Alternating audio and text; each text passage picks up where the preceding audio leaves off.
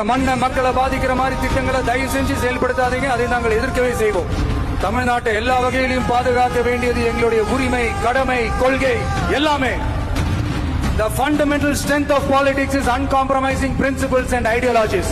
Periyar's social justice, Kamaraj's honest administration, Ambedkar's equal justice and equal opportunity, Velu Nachiar's social inclusivity and communal harmony, Anjali Amman's fighting for water resources were the reasons for choosing them as our party's ideologues and policy leaders. I would like to mention here with pride that we are the first political party to declare two historic women icons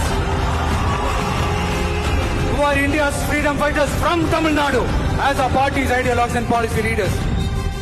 இப்படி ஒரு ஆழமான நம்பிக்கையுடன் வரும் 2026 தமிழ்நாடு சட்டமன்ற தேர்தலில் ஒரு மாபெரும் அரசியல் மாற்றத்தை கொண்டு வந்து மக்கள் சக்தியின் உதவியுடன் மக்கள் விரும்புகிற ஒரு நல்ல அரசை அமைப்பதில் உறுதியாக இருப்பதால்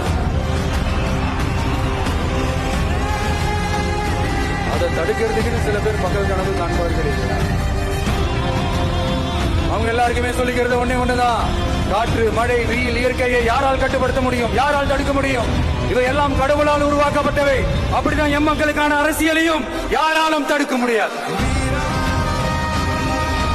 அரசியல் சூறாவளியையும் தேர்தல் சுனாமியையும் தடுப்பார் எவர்.